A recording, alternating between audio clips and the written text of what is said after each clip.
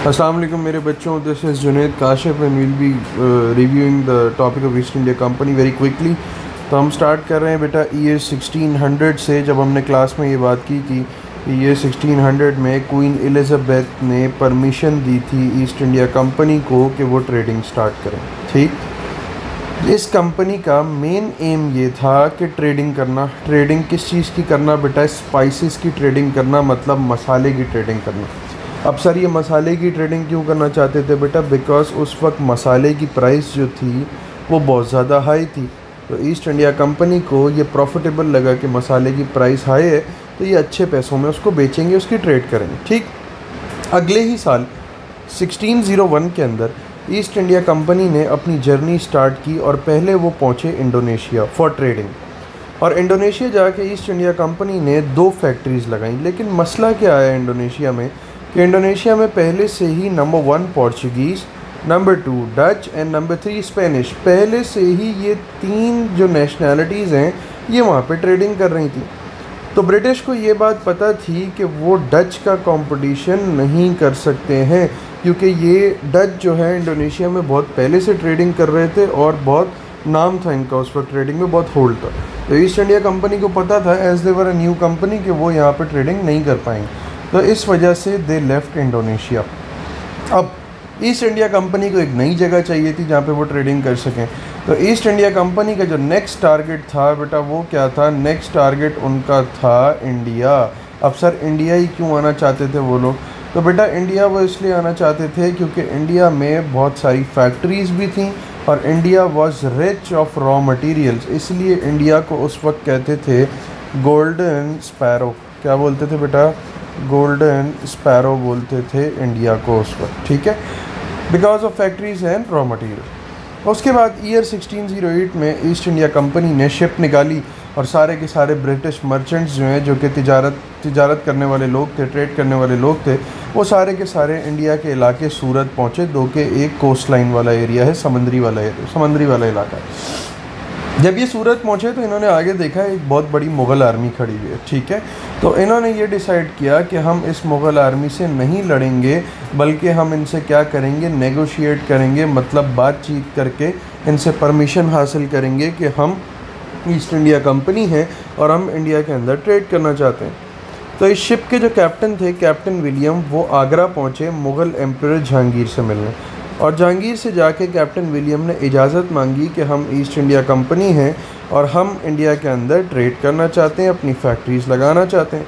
लेकिन जहांगीर ने इजाज़त नहीं दी। जहांगीर ने ईस्ट इंडिया कंपनी को परमिशन देने से मना कर दिया। उसकी वजह क्या थी सर? उसकी वजह ये थी कि बेटा पहले से ही इंडिया के अंदर पोर्चुगीज़ ट्रेडिंग कर रहे थे और जहांगीर और पोर्चुगीज़ आपस में क्या थे? बेस्टीज़ थे। इसका मतलब ये है कि आपस में दोस्त थे। लेकिन ईस्ट इंडिया कंपनी को ब्रेक थ्रू कहाँ पे मिला?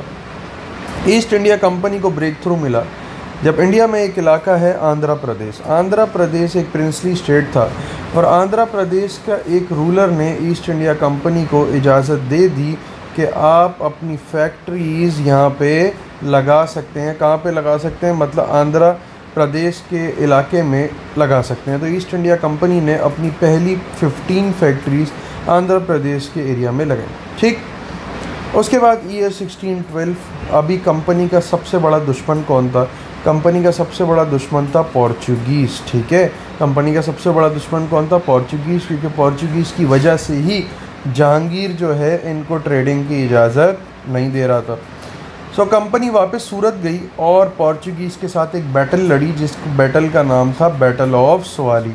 और बैटल ऑफ स्वाली के अंदर ईस्ट इंडिया कंपनी ने पोर्चुगीज़ को हरा दिया, जिसकी वजह से पोर्चुगीज़ का जो इन्फ्लुएंस है इंडिया के ऊपर से वो कम्प्लीटली ख़त्म हो गया और ईस्ट इंडिया कंपनी क्या बन गई? डॉन बन गई। मतलब अब पूरे इंडिया में एक ही ट्रेडिंग कंपनी बची थी और उस ट्रेडिंग कंपनी का नाम क्या था? East India company.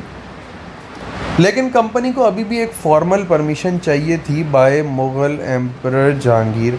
एक फॉर्मल परमिशन कंपनी को चाहिए थी ताकि वो इंडिया के बाकी पार्ट्स में भी ट्रेड कर सकें। सो ईस्ट इंडिया कंपनी ने अपने किंग जेम्स वन से ये रिक्वेस्ट किया कि आप शाही ख़ानदान का एक मेंबर, मतलब रॉयल मेंबर ब्रिटेन से भेजें, जो कि वो मुग़ल एम्परर को कन्विंस कर पाए जहांगीर को। तो किंग जेम्स वन ने शाही ख़ानदान का एक मेंबर भेजा जिसका नाम था थॉमस रॉय। थॉमस रॉय आके मुग़ल एम्पर जहांगीर से मिला और जहांगीर ने फाइनली ईस्ट इंडिया कंपनी को फैक्ट्री सेटअप करने की इजाज़त दे दी बेटा। जब ईस्ट इंडिया कंपनी को इजाज़त मिल गई ट्रेडिंग की from the Mughal emperor Jahangir, तो ईस्ट इंडिया कंपनी ने ट्रेडिंग शुरू कर दी। किन किन चीज़ों की? Number 1 cotton, number 2 jute, number 3 spices. ठीक है। अब कंपनी का लालच आहिस्ता आहिस्ता बढ़ता गया। कंपनी का नेक्स्ट टारगेट जो था, कंपनी का नेक्स्ट टारगेट था ईस्ट बंगाल का इलाका। ईस्ट बंगाल का इलाका क्यों? क्योंकि ईस्ट बंगाल के इलाके के अंदर हाई रॉ मटेरियल्स थे। ठीक है। मैंने आपको बताया कि company east India company basically trading करने के लिए आई थी। ठीक है। लेकिन आहिस्ता आहिस्ता ये ट्रेडिंग करते करते करते क्या बन गए? रूलर्स बन गए। ठीक है।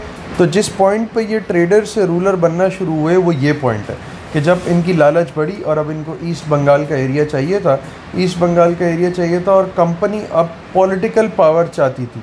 ठीक है। अब कंपनी ने बोला कि हमें ट्रेडिंग इजाज़त मिल गई है, लेकिन जिस इलाके में हम ट्रेडिंग कर रहे हैं उस इलाके की अगर हमें पॉलिटिकल पावर भी मिल जाए तो हमें कोई कंपटीशन नहीं दे पाएगा और हम आसानी से ट्रेड भी कर पाएंगे। ठीक।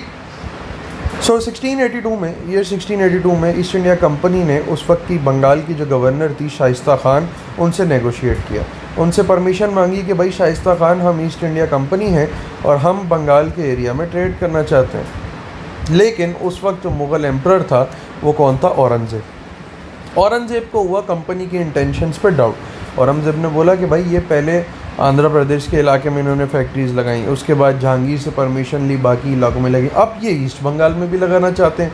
तो औरंगज़ेब को कंपनी की इंटेंशंस पे थोड़ा डाउट हुआ। ठीक है।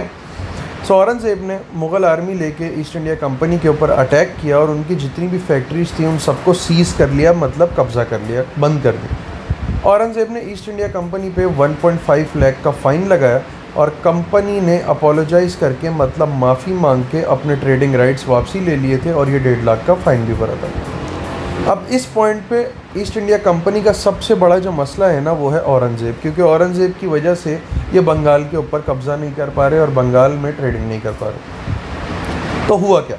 मौके का फ़ायदा कैसे हुआ कि ईयर 1707 में औरंगज़ेब की बेटा डेथ हो गई। तो ईस्ट इंडिया कंपनी के आगे ही औरंगज़ेब आ रहा था, औरंगज़ेब की डेथ हो गई।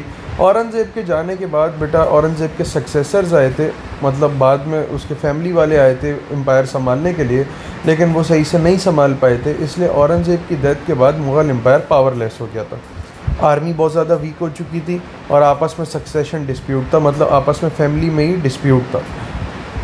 अब जब ईस्ट इंडिया कंपनी को पता लगा कि औरंगज़ेब की डेथ हो गई है, तो ईस्ट इंडिया कंपनी को अब दोबारा से क्या चाहिए था बेटा? बंगाल चाहिए था। क्यों?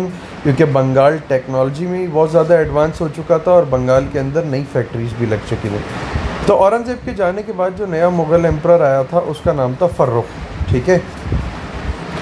तो ईस्ट इंडिया कंपनी ने 1717 में मुग़ल एम्परर फ़र्रुख से इजाज़त मांगी कि भाई हम बंगाल में ट्रेड करना चाहते हैं, और लकीली मुग़ल एम्परर फ़र्रुख ने ईस्ट इंडिया कंपनी को ईस्ट बंगाल के अंदर ट्रेडिंग की परमिशन दे दी। अब कंपनी ने जब ईस्ट बंगाल के अंदर ट्रेडिंग शुरू की तो कंपनी ने वहाँ के लोकल लोगों पे टैक्सेस लगाए। उन लोकल लोगों पे जो इन्होंने टैक्सेस लगाए, उस टैक्सेस से जितना भी रेवेन्यू आ रहा था, जितना भी पैसा आ रहा था, वो ये मुग़ल्स को नहीं देते थे, बल्कि सारा का सारा पैसा कौन रखता था अपने पास? ईस्ट इंडिया कंपनी रखती थी। ठीक। कंपनी गॉट इन्वॉल्व्ड इन लोकल पॉलिटिक्स। कंपनी का ध्यान अब ट्रेडिंग से किस तरफ आना शुरू हो गया? रूलर्स की तरफ आना शुरू हो गया, और इस तरह मुग़ल्स आहिस्ता आहिस्ता वीक होना शुरू हो गए और ईस्ट इंडिया कंपनी क्या हो गई? स्ट्रॉन्ग हो गई। अच्छा, ईयर 1756 जिसमें मैं आपसे बात कर रहा हूँ बैटल ऑफ प्लासी की, तो ईयर 1756 में बैटल ऑफ प्लासी कैसे हुई? अब आपको पता है कि पूरे के पूरे बंगाल पे ट्रेडिंग शुरू कर दी ईस्ट इंडिया कंपनी ने। तो उस वक्त जो बंगाल के नवाब थे उनका नाम था जनाब सिराजुद्दौला। बंगाल की जो आर्मी के लीडर थे, चीफ थे, उनका नाम था मीर जाफ़र, और ब्रिटिश की आर्मी के जो चीफ थे उनका नाम था रॉबर्ट क्लाइव। ठीक है। तो हुआ क्या? नवाब ऑफ बंगाल जो सिराजुद्दौला थे उनकी बेइज्जती की कंपनी के लोगों ने, मतलब सिराजुद्दौला की डिसरिस्पेक्ट की कंपनी की, जिसकी वजह से सिराजुद्दौला ने कंपनी की बेस, मतलब कंपनी का जो हेड ऑफिस था कलकत्ता, वहाँ पे अटैक कर दिया। सिराजुद्दौला ने अपनी आर्मी लेके कलकत्ता के ऊपर अटैक कर दिया ईस्ट इंडिया कंपनी में, और जिसकी वजह से बहुत सारे ब्रिटिश सोल्जर्स और ब्रिटिश लोग अरेस्ट भी कर लिए गए और बहुत सारे मारे भी गए। इसको हम बोलते हैं black hole tragedy of Calcutta, ठीक है। अब ब्रिटिश को ज़ाहिर है बदला लेना था सिराजुद्दौला से, तो ब्रिटिश ने जो बंगाल की आर्मी का चीफ था मीर जाफ़र, उसको ब्राइब किया। ब्राइब करने का मतलब उसको रिश्वत दी और ये बोला कि जब हम सिराजुद्दौला पे अटैक करेंगे तो आप उसका साथ नहीं दोगे। तो मीर जाफ़र जो कि बंगाल की आर्मी का चीफ था, उसने ये ब्राइब रिश्वत एक्सेप्ट की और बोला कि ठीक है, आप ईस्ट इंडिया कंपनी सिराजुद्दौला पे अटैक कर दें बंगाल पे, मैं उसका साथ नहीं दूँगा। ऐसा ही हुआ। बैटल ऑफ प्लासी के अंदर जो ब्रिटिश की आर्मी के चीफ थे रॉबर्ट क्लाइव, उन्होंने मीर जाफ़र की मदद से सिराजुद्दौला पे अटैक किया बंगाल में और सिराजुद्दौला को डिफीट कर दिया। पूरा का पूरा कैलकटा दोबारा से ईस्ट इंडिया कंपनी ने रिकैप्चर कर लिया और नया नवाब ऑफ बंगाल किसको बना दिया? मीर जाफ़र को बना दिया, but as a puppet ruler, मतलब कंट्रोल पीछे से ब्रिटिश ही कर रहा था मीर जाफ़र को, बस सामने दिखाने के लिए बंगाल का नया नवाब सिराजुद्दौला के बाद किसको बना दिया? मीर जाफ़र, ठीक। सिराजुद्दौला को मार दिया गया और सिराजुद्दौला की जो लाश है वो नदी के किनारे से मिली। लेकिन सिराजुद्दौला को मारने के बाद और ब्राइब एक्सेप्ट करने के बाद मीर जाफ़र साहब को ये ख्याल आया कि ब्रिटिश अपनी पावर्स का क्या कर रहा है? मिसयूज़ कर रहा है। सिराजुद्दौला को ये ख्याल थोड़ा पहले आ जाता तो शायद मीर जाफ़र को अगर ये ख्याल थोड़ा पहले आ जाता तो शायद सिराजुद्दौला मरता नहीं, ठीक है। लेकिन मीर जाफ़र को अब ये रियलाइज़ हो गया कि ब्रिटिश अपनी पावर्स का मिसयूज़ कर रहा है, तो मीर जाफ़र ने दोस्ती की डच के साथ, ठीक है। मीर जाफ़र ने किसके साथ दोस्ती की? डच के साथ। और कंपनी को जब ये पता लगा कि मीर जाफ़र अब डच के साथ हो गया, तो कंपनी ने नया नवाब ऑफ बंगाल बना दिया जिसका नाम क्या था? Mir Qasim.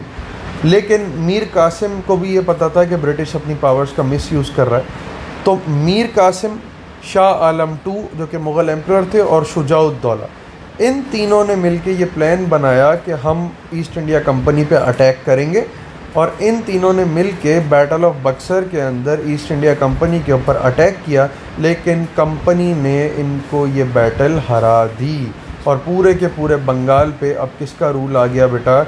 East India company का रूल आ गया। अब ईस्ट इंडिया कंपनी शेर बन गई। ईस्ट इंडिया कंपनी ने सबको हरा दिया, ये शुजाउद्दौला, मीर कासिम, उसके बाद शाह आलम II, सबको हरा दिया और पूरे बंगाल पे अब ईस्ट इंडिया कंपनी का राज आ गया। तो ईस्ट इंडिया कंपनी ने इसके बाद बहुत पैसा कमाया ट्रेडिंग के ज़रिए और टैक्सेस के ज़रिए। टैक्सेस ये लोकल लोगों से ले रहे थे। सब्सिडरी अलायंस बेसिकली क्या था? सब्सिडरी अलायंस ये था कि इंडिया के लोगों को ब्रिटिश से यूनाइट करें ताकि वो इंडिया को अच्छे से कैप्चर कर पाए। फॉर एग्जांपल, इन्होंने जितने भी इंडियन लोकल रूलर्स थे उनको ये बोला कि आप ब्रिटिश के आगे सरेंडर कर दें और ईस्ट इंडिया कंपनी आपको प्रोटेक्ट करेगी, ठीक है। 1818 तक कंपनी ने, ईस्ट इंडिया कंपनी ने पूरे इंडिया का 2/3 ऑफ द पोर्शन कैप्चर कर लिया था। और 1852 में ब्रिटिश बंदा जिसका नाम था लॉर्ड डेलहाउसी, क्या नाम था? लॉर्ड डेलहाउसी, इसने इंट्रोड्यूस किया doctrine of lapse. Doctrine of lapse क्या था? इन्होंने बोला कि अगर कोई लोकल इंडियन रूलर है और उसके पास अगर कोई मेल हेयर नहीं है, मतलब कोई बेटा नहीं है, तो उसकी सारी की सारी ज़मीन कौन कब्ज़ा कर लेगा? ब्रिटिश कब्ज़ा कर लेगा। उसके बाद 1873 में ये रेगुलेटरी एक्ट लेके आए जिसमें इन्होंने बोला कि जितनी भी ज़मीन है वो ब्रिटिश से आपको रजिस्टर्ड करानी पड़ेगी। पास पेपर का क्वेश्चन अगर हम 7 मार्क्स का देखें तो why were the British able to take control of India by 1850? British के पास ऐसी कौन सी पावर थी जिसकी वजह से उन्होंने इंडिया पे पूरा कंट्रोल ले लिया? तो 7 मार्क का क्वेश्चन है, तो आप लोग 3 पैरा बनाएंगे और 3 रीजंस लिखेंगे। तो पैरा नंबर 1 में आप लिखेंगे क्योंकि ब्रिटिश ने उस वक्त नई फैक्ट्रीज़ बनाई थी, इंडस्ट्रियल रेवोल्यूशन आया हुआ था, तो ब्रिटिश उन फैक्ट्रीज़ के अंदर एडवांस वेपन्स बना रहा था और ब्रिटिश की जो आर्मी थी वो मॉडर्न टेक्निक से लड़ती थी, जबकि इंडियंस के जो वेपन्स थे वो सारे के सारे क्या थे? आउटडेटेड, पुराने। नंबर 2, ब्रिटिश ने बहुत रेवेन्यू बनाया, बहुत पैसा बनाया। कैसे? बैटल ऑफ प्लासी से, बैटल ऑफ बक्सर से, बंगाल के लोगों पर टैक्सेस लगा के और ट्रेडिंग से। नंबर 3, ब्रिटिश की जो आर्मी थे उसके अंदर बहुत स्ट्रॉन्ग मिलिट्री लीडर्स थे और उनको क्वीन की भी सपोर्ट थी, क्वीन एलिजाबेथ। और ये स्ट्रॉन्ग आर्मी लीडर्स कौन थे? एडवर्ड और नी, ठीक है। फिर बेटा ये ब्रिटिश के कुछ रिफॉर्म्स हैं। नंबर 1 क्या है? ब्रिटिश ने 1829 में आके सट्टी बैन कर दिया। सट्टी का मतलब क्या था कि अगर कोई भी औरत है और उसका हस्बैंड जो है वो मर जाता है तो उस विडो को भी हस्बैंड के साथ ज़िंदा जला दिया जाता था, ठीक है। नंबर 2, ब्रिटिश ने पर्शियन को रिप्लेस कर दिया इंग्लिश से as the official language. Number 3, British ने को एजुकेशन इंट्रोड्यूस कराई जो कि इंडियंस को बिल्कुल पसंद नहीं थी। को एजुकेशन मतलब कि लड़का लड़की साथ पढ़ेंगे। उसके बाद क्रिश्चियंस ने स्कूल्स बनाए जहाँ पे बच्चों को क्रिश्चियनिटी पढ़ाई जा रही थी। रेलवे सिस्टम इंट्रोड्यूस किया ब्रिटिश ने और इंडिया के अंदर ही कॉटन बेचा, और जो लोकल इंडियंस कॉटन बेच रहे थे उन सब का कारोबार क्या करा दिया, बंद करा दिया। ठीक है बेटा, थैंक यू सो मच, अल्लाह हाफ़िज़, टेक केयर।